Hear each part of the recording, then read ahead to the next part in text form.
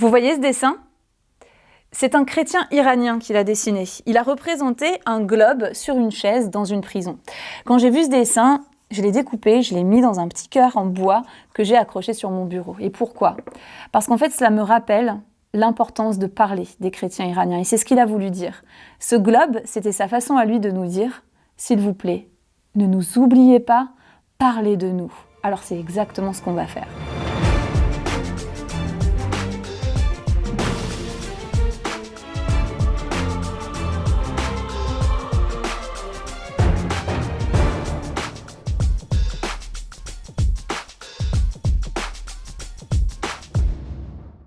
Pour parler de ce que vivent les chrétiens en prison en Iran, il n'y a rien de mieux que de leur donner la parole. Je vous propose qu'on découvre l'histoire de Mojtaba. On l'a placé dans une cellule à l'isolement pendant 22 jours, lorsqu'on a découvert qu'il était devenu chrétien et qu'il se rassemblait pour prier avec d'autres chrétiens d'arrière-plan musulmans.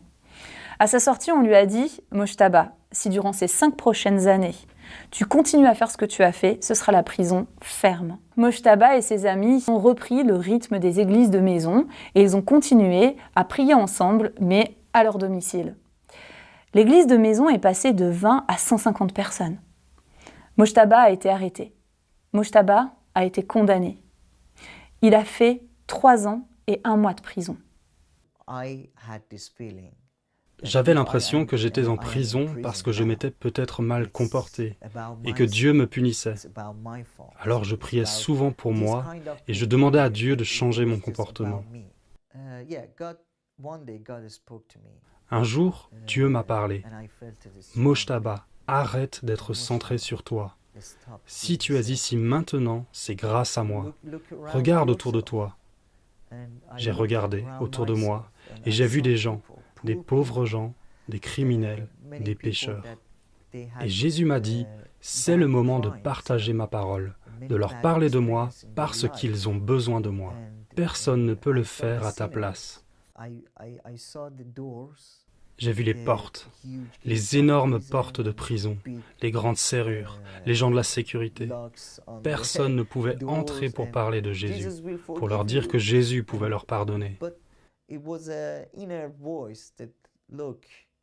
Mais une voix intérieure me disait, « Regarde, je t'ai amené de l'autre côté de ces portes par le moyen de cette persécution, tu peux témoigner. »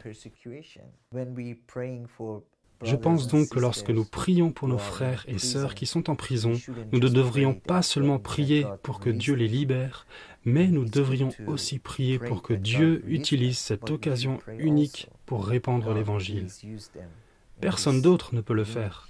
Nous devons d'abord prier pour que Dieu les fortifie dans leur situation, afin qu'ils soient forts, fidèles, et qu'ils disent aux gens que Jésus est vivant et qu'il les aime. Parce qu'ils sont vraiment très seuls. Chacun d'eux se sent seul, pécheur. Même moi, j'avais le sentiment que je ne sortirais jamais de prison. Ils n'arrivent pas à imaginer qu'un jour, ils seront relâchés.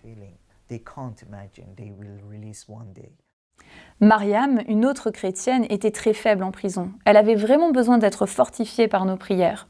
Arrêtée en 2013, elle est tombée malade et elle avait besoin d'être soignée. Alors elle a décidé de faire une grève de la faim parce qu'elle ne recevait pas l'aide dont elle avait besoin, les soins dont elle avait besoin. Désormais libre, elle remercie toutes celles et ceux qui ont prié pour elle. Je voudrais remercier tous ceux qui ont prié pour moi. Il se peut que je ne les rencontre jamais, ou que je ne puisse jamais leur parler en personne, ou les prendre dans mes bras et leur dire que je les aime, mais ils sont ma famille. Comme je l'ai dit, je pensais que tout le monde, sauf ma famille proche, m'avait oublié. Bien sûr, beaucoup m'ont oublié, mais ma famille, qui est la communauté chrétienne autour du monde, ne m'a pas oublié. Ils ont prié pour moi. Je vous aime tous, vous êtes mes frères et sœurs, surtout les enfants qui m'ont envoyé des messages et des cartes. Je tiens à vous dire un grand merci et à vous envoyer des baisers, vous dire que je vous aime. Vous êtes dans mon cœur, vous m'êtes tous très chers. Vous connaissez sans doute ce verset dans la Bible qui dit « Ce n'est plus moi qui vis, c'est Christ qui vit en moi ».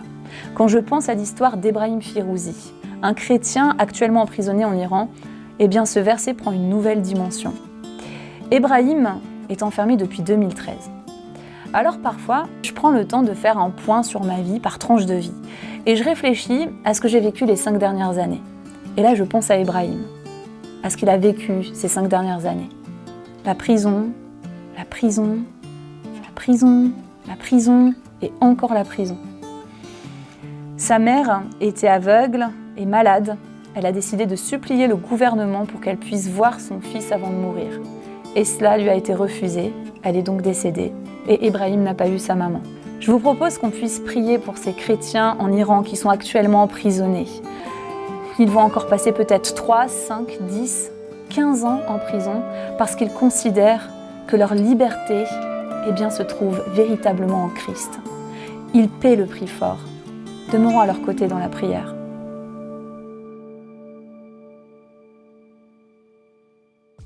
Si cette vidéo vous a interpellé, n'hésitez pas à la partager et à nous laisser un commentaire. Nous les lisons tous. Pour visionner d'autres chroniques plein cadre, vous pouvez cliquer sur la playlist qui s'affiche à l'écran. Vous pouvez également vous abonner à notre chaîne YouTube pour ne manquer aucune des nouvelles vidéos de Portes Ouvertes.